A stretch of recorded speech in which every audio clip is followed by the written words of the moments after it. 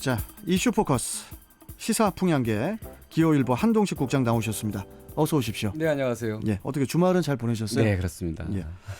자, 그나저나 최근에 이 LH 직원들의 부동산 투기가 문제가 되면서 다주택자들에 대한 사회적 시선도 그리 좋지가 않은데요. 인천에서는 최근에 2채 이상의 다주택 정치인들이 도마에 오르는 것 같습니다. 어느 정도입니까? 네, 인천 지역 국회의원과 기초단체장 등 이 정치인들 가운데서요. 주택을 2채 이상 보유한 이 다주택자가 40여 명에 달하는 것으로 나타났습니다. 이 같은 사실은 최근 정부 공직자윤리위원회와 국회가 각각 발표한 재산 공개를 통해 확인된 것인데요. 예. 인천의 다주택 정치인은 국회의원 4명과 기초의원 3명 등이 대표적인데요. 이는 본인뿐 아니라 배우자의 주택 보유 등이 포함된 것입니다. 먼저 국회의원을 보면요. 국회의원 중에는 무소속 윤상현 의원이 세채로 가장 많았습니다.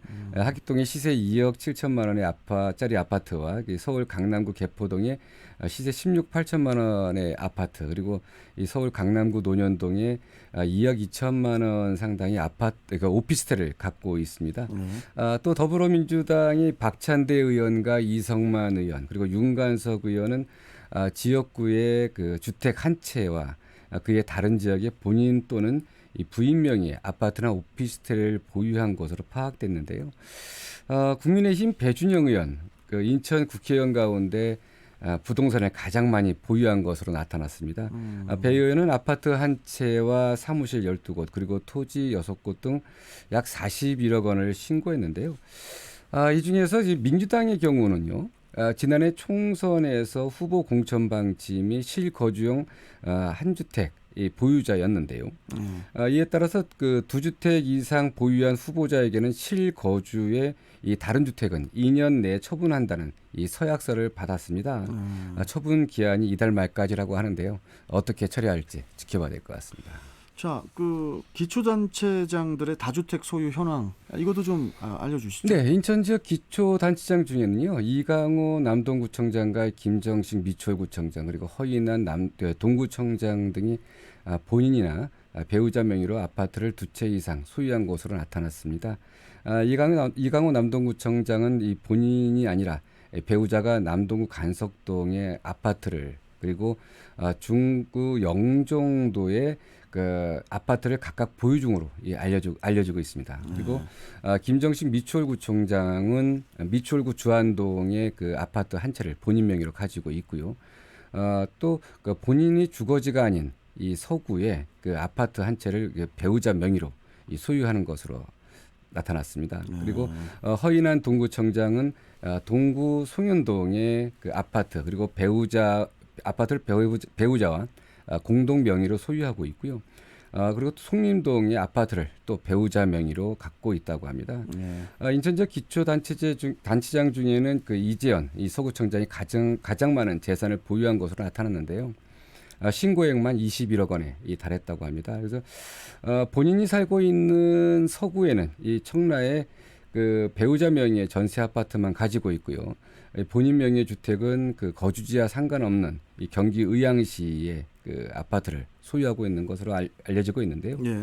이렇게 해서 좀 그 많은 그 아파트를 주택을 소유하고 있는 이 청장들 이렇게 나타났습니다. 네. 이거 뭐 부동산 투기 문제가 이게 뭐 쉽게 끝날 것 같지는 않습니다. 뭐 부동산이 많다고 해서 다 이상하게 볼 것은 아니지만요. 그렇죠. 요즘 같은 시기에는 아마 선출직 공무원들이 필요 이상의 주택을 소유하고 있는 것은 아마 눈총을 받을 만합니다. 맞습니다. 자, 다음 소식으로 또 가보죠. 최근 경기도가 그 폭탄 민원을 놓고 골머리를 앓고 있다고 합니다. 특정인이 그 같은 내용의 민원을 국민신문고에 잇따라 제기를 하자 정부에 제안해달라고 요구까지 했다고 하는데, 자, 이게 폭탄 민원 어떤 그 사연입니까? 예, 경기도가 요즘 이 반복되는 민원 때문에 골머리를 앓고 있다고 합니다. 전해주신 것처럼 특정인이 같은 내용의 민원을 국민신문고를 통해 이 연거푸 넣는 일이 많다고 하는데요. 그야말로 폭탄 민원이 이어지자 이 경기도는 이 정부를 상대로 하루 3건으로 이 제한해달라고 요청할 지경까지 이르렀다고 하는데요. 예. 이 같은 일은 인천에서도 종종 있는 일입니다. 근데 그 경기도의 얘기를 들어보면 이해가 되는 부분도 있습니다. 이 지난해 경기도민 10명이 국민신문고에 제기한 경기지역 관련 민원은 무려 9,015건에 달했다고 하는데요. 이는 같은 기간 모바일 앱을 통해 접수된 도 전체 반복 민원 12,626건의 71.4%에 해당하는 수치라고 하는데요. 특정인 한 명이 1,691건을 넣은 사례도 있다고 합니다. 아이고 참. 이 같은 폭탄 민원은 최근까지도 이어지고 있는데요. 지난해 접수된 민원은 총 8,089건으로요. 이 중에 1,900건이 이 반복 민원이었다고 하는데요. 네. 이를 참다 못한 경기도는 이제 급기야 이 정부의 반복 민원 제한 요구를 하기에 이르렀는데 특정인의 반복 민원으로 생기는 여론 왜곡과 그리고 행정력 낭비 등이 심각하다고 이렇게 합니다.